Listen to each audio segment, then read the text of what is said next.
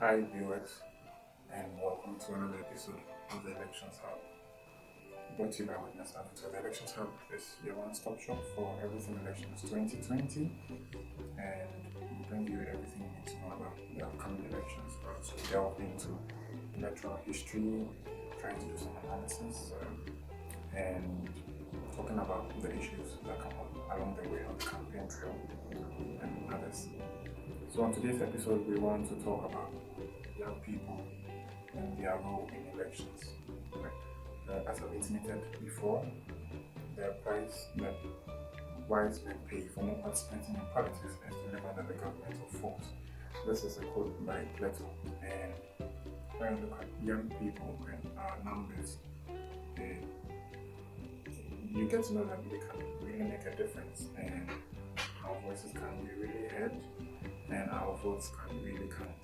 But generally, most young people, as I've come to realize, are a bit indifferent, about what goes on. You can't blame them very much when we look at one or two things. Going forward, we have to be part of the solution and not the problem. So the EC posted up during the current registration exercise a total number of about 16.8 million voters have been registered for the upcoming elections.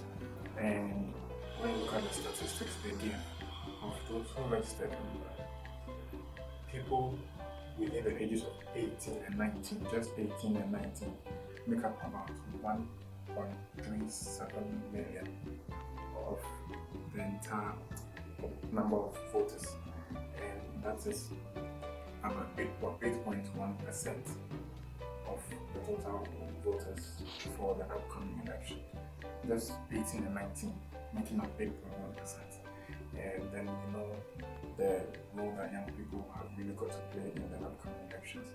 I don't know the reasons for which you'll be voting in the upcoming elections. It could be voting on jobs, you could be voting because of a candidate, you could be voting because you support a party, you could be voting because of the economy. People vote for all sorts of reasons.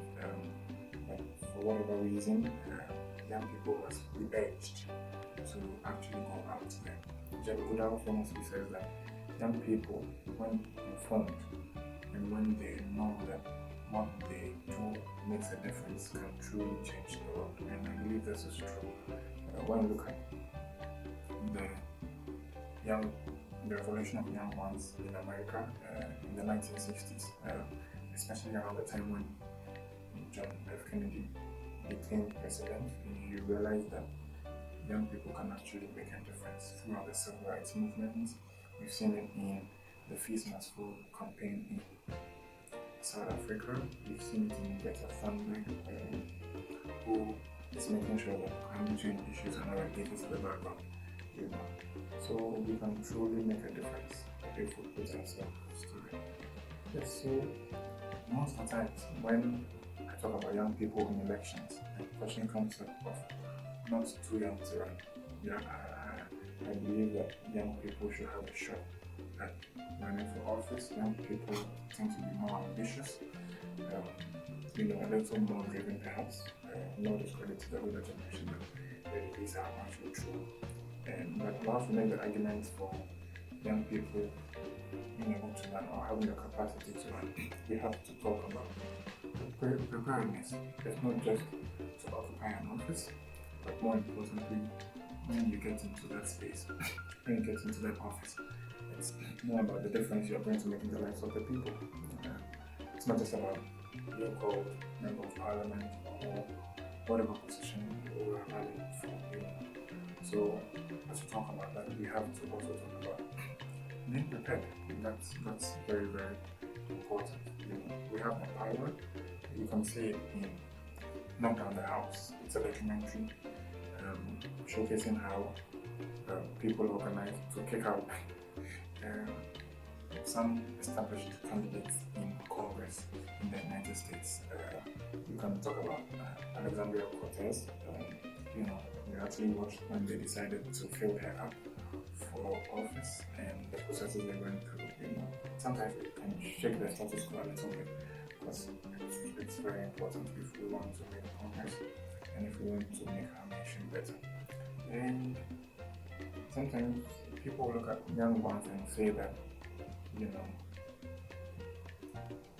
it's a little gloomy for the future. And they're not far from right. We are supposed to be the light, the hope. But sometimes you look at the young generation and you think, wow, we are just going to go down the cliff, But it's up to us to really put these people. There are some people who give me hope about what the future looks like and what the future can be. But generally, you have that sense that, young people, some young people, almost young people, we're just going to follow or do much worse than our current leaders. What I believe is that there are people who are working for change, people who are actually working for change from the bottom up. Of course, the government cannot solve all our problems, and the government is not the source of all of our problems. It's up to citizens, it's up to young people to also engage and to make sure that collectively we build a society that we want. And as young people, usually we like to rant a lot. We like to talk about issues. But one principle I've come to believe in is that no opposition without proposition. If you're going to propose something, then that means you should have a proposition to solve that problem. You just don't rant about why the government doing this, why the government doing that. How can they do what you are talking about? How can they go about what problem you see in the society? So if we're going to oppose, then we have to do what to propose. I believe in the power of young people. I like to be hopeful rather than being cynical. And I believe that we as young people, like John F. Kennedy, like Martin Luther King Jr., like the many other young people watching the course of history, we have it in us to be better. We have it in us to be the change that we seek, and we have it in us to make the world a better place. So thank you so much for joining us for this episode. We'll be coming next way. We'll start to delve into electoral history from colonial times to when we started to have